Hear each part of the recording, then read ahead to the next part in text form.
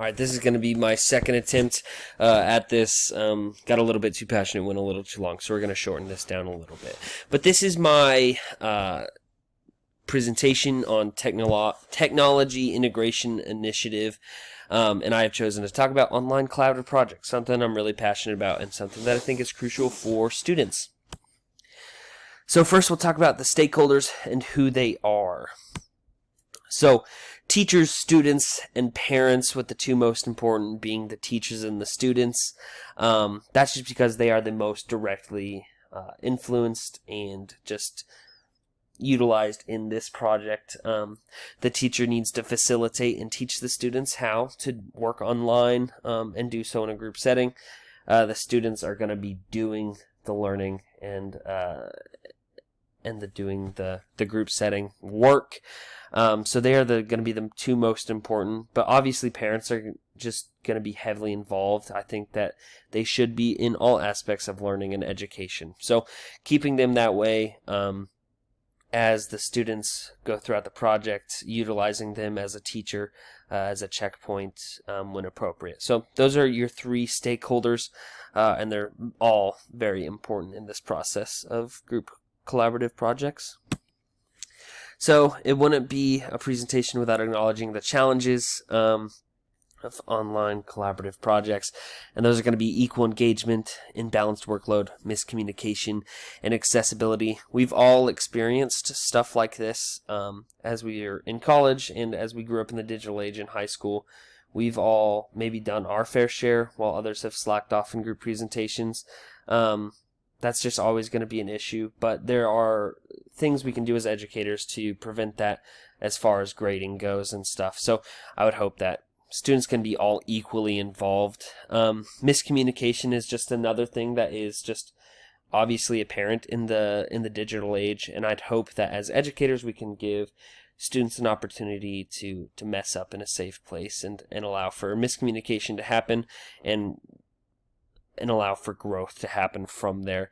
And then accessibility. This is something you might run into, and as an educator with technology and the works. But in today's day and age, most public high schools have computers, have tablets, have some form of technology they send home with their students or allow for them to access in the school. So this is maybe an issue for a school district who doesn't have these sort of things.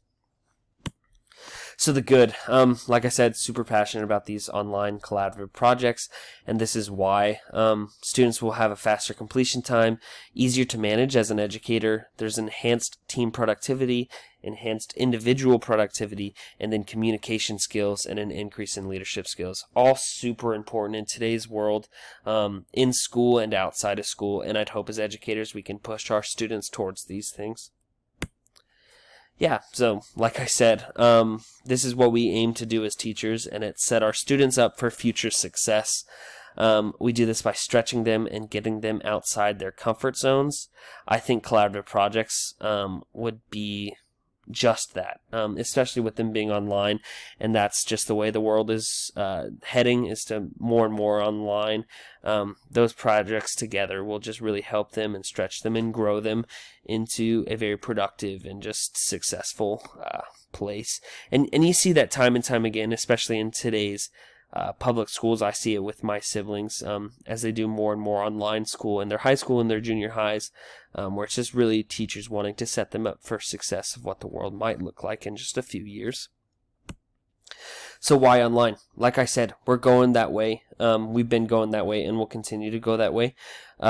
Technology is ever changing and it is constantly advancing. We don't want to leave our students in the dust.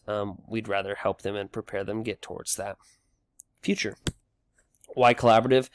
The same reason that group projects have been a thing for ever in high school and in junior high. So I'd hope that our students can aim to be a good team player and good leadership skills in that as well.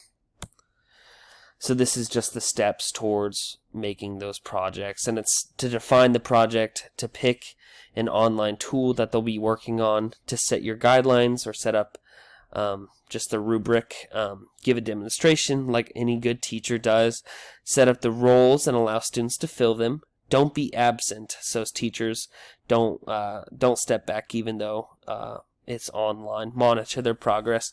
And then much like this class, peer evaluation will be critical in these projects so that we can all improve. And then from there we can reflect and try again.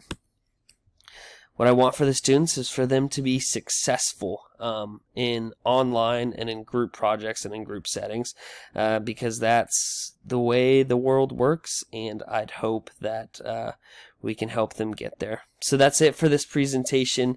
Thank you so much, and we'll talk to you soon.